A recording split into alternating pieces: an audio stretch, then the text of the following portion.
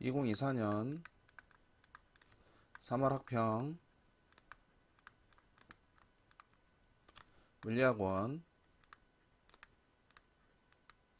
9번 문제를 풀어볼게요. 자, 그림과 같이 물체가 점 A부터 D를 지나는 등가속도 직선 운동을 한다. 자, A부터 D까지 가속도 똑같다는 얘기고요. 근데 A를 지나는 순간의 속력이 V, 그 다음에 D를 지날 때 4V니까 결국 빨라지는 운동이라는 걸 알 수 있네요. 그리고 이제 A와 B, B와 C, C와 D 사이의 거리는 각각 L, X, 3L이라고 주어져 있네요. 첫 번째 구간과 세 번째 구간만 이동한 거리가 1대 3이라고 주어져 있고 두 번째 구간은 지금 나와 있지 않죠? 이 나와 있지 않는 X를 직접 구하는 문제네요. 이게. 그쵸? 그럼 나머지 조건을 이제 확인해 봐야 되는데요. 물체가 운동하는 데 걸리는 시간이 A에서 B까지와 C에서 D까지가 같다라는 조건이 있죠.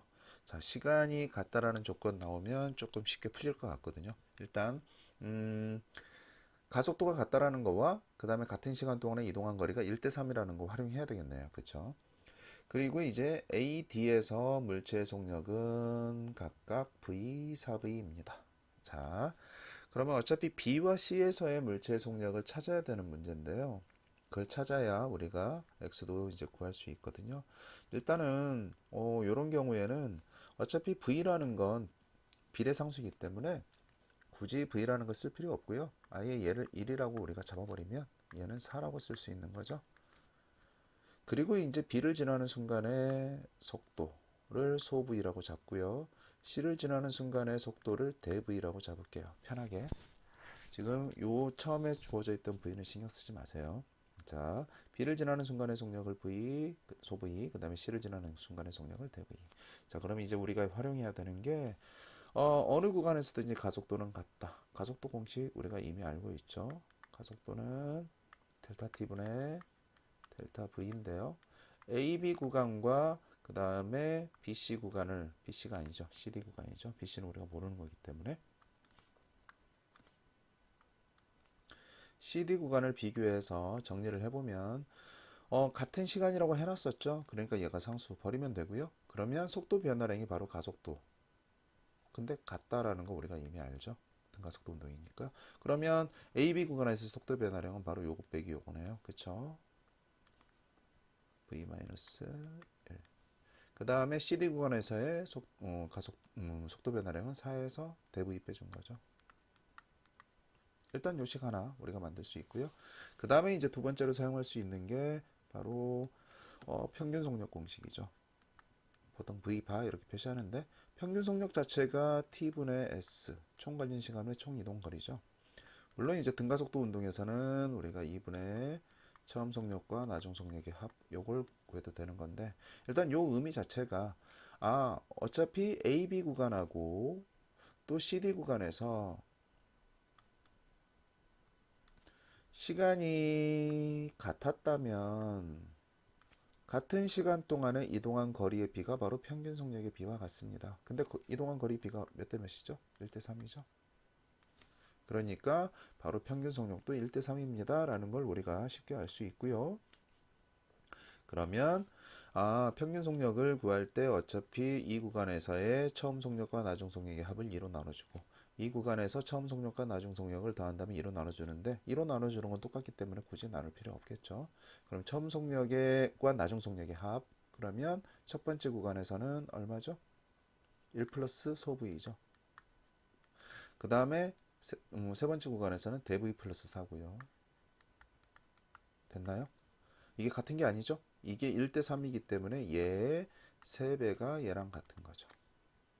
그래서 이 두 개의 식을 바로 연립을 해버리면 더하면 되나요? 더하면 대v 사라지고요. 그럼 좌변은 소v 하나에 3소v 더하니까 4소v이고요. 그 다음에 마이너스 1에다가 3 더해주니까 플러스 2고요. 얘가 우변은 4와 4의 합이니까 8이 되네요. 그래서 소v가 얼마가 나오느냐? 얘 넘기면 6이니까 2분의 3이 나오죠. 그러면 대v는 얼마입니까? 대v는 또 집어넣으면 되죠. 여기다 집어넣으면 2분의 3이니까 2분의 1이고요. 그러면 얘는 4에서 2분의 7을 빼줘야 2분의 1이죠. 그래서 대부위는 2분의 7이라는 거 금방 알 수 있네요. 자, 여기까지 구한 다음에 요거 그대로 쓰지 마세요. 왜냐하면 어차피 지금 우리가 찾아낸 게 얘는 2분의 3이고 얘는 2분의 7이라는 걸 찾았는데 이게 다 b거든요. 요것들이 다 b이기 때문에 이거를 간단한 숫자로 바꿔버리는 게 편하죠. 바로 다른 색깔로 표현해 볼까요? 바로 얘 똑같이 다 2를 곱해서 얘 2라고 바꿔버리고 얘는 3이라고 바꿔버리고 얘는 7, 얘는 8 이렇게 바꿔버리면 편하죠. 여기까지 됐나요? 자, 이제 다른 방법도 있지만 VT 그래프 그리면 금방 하거든요. VT 그래프를 한번 그려볼게요. 조금 속력이 2에서 8까지 좀 큰 간격으로 변하기 때문에 좀 크게 그린 거예요. 자, 처음 0초일 때 속력이 2였는데 8까지니까 4등분 해볼게요. 4등분 해보면 얘가 2에 해당하는 거고요. 얘가 8에 해당하는 거죠. 8에 해당하는 거죠.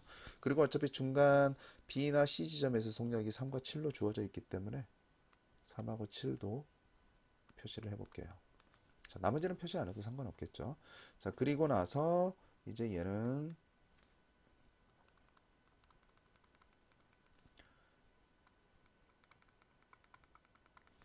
얼마간의 시간 동안 일정하게 빨라지는 등가속도 운동을 했고요. 그 그래프를 그려보면 뭐 요렇게 되겠죠. 그쵸? 자, 이제 3초까지 걸린 시간 요거고요. 3초가 아니고 속도가 3이 될 때까지. 그 다음에 속도가 7이 되는 순간 이때가 되는 거죠. 어쨌든 요 시간과 요 시간이 같다라는 거 우리가 이미 알고요. 이제 우리가 찾아야 되는 건 바로 요 넓이 구해주는 거죠. 이게 바로 x예요. 그쵸? 요 넓이 구해주면 됩니다. 그럼 요 넓이를 어떻게 구할 것이냐? 지금 문제를 보면 알겠지만 결국 문제에서는 우리가 지금 간단하게 바꾼 숫자 가지고는 안 나와요. 지금 주어져 있는 L을 이용해서 찾게끔 해놨죠. 그럼 L이 뭔지를 먼저 알아야죠. L은 바로 요 넓이에 해당하는 거죠. 처음 A에서 B까지 운동하는데 이동한 거리. 맞죠? 그러면 이것도 우리가 시간을 좀 정해놓고 갈게요. 어차피 사다리꼴의 넓이를 구할 건데 얘 1이라고 하면은 또 2분의 1 곱해주면 좀 짜증나니까 얘 그냥 2라고 잡을게요. 여기가 2초. 그럼 여기는 몇 초냐? 이것도 쉽죠? 어차피 이 직선의 기울기는 똑같은데 2분의 1이니까 얘도 2분의 1이 되려면 즉 높이가 1대 여기서 요거 1대 4죠? 그럼 얘도 1대 4가 되면 되죠. 1대 4. 그러니까 1대 4가 돼야 되니까 얘는 10이네요. 굳이 시각으로 쓰면 10인데 결국 요 시간을 우리가 2초라고 잡았으면 요 시간은 그거의 4배인 8초가 돼야 됩니다. 요 얘기죠. 됐나요? 자, 그리고 나서 이제 바로 아까 선생님이 얘기했던 넓이 가지고 그냥 비교만 하면 돼요. 지금 얘는 이 빨간색으로 표시한 이 넓이는 바로 2에다가 3 더하고 맞죠? 써볼까요? 2에다 3 더하고 높이를 2라고 잡았기 때문에 2 곱하고 2분의 1을 곱한 값이죠. 그러면 당연히 5가 나오고요. 5가 나오죠. 이걸 우리는 문제에서 주어진 L이라고 L을 5라고 잡은 거죠. 그러면 이제 녹색 그래프만 녹색의 넓이만 구하면 되는데 녹색의 넓이는 요거 3 더하기 7에다가 맞죠? 8 곱하고요. 요거예요. 요거 8 곱하고 똑같이 2분의 1을 해주면 되는 거죠. 그럼 얼마가 나오냐면 얘는 4고 10이니까 7이죠. 10이니까 40이네요. 그쵸? 자, 아까 요게 5에 해당하는 게 L이면 40에 해당하는 거는 얼마입니까? L로 표현하면 금방 나오죠? 바로 5의 8배니까 요도 L의 8배. 그래서 8L이라는 거 알 수가 있죠.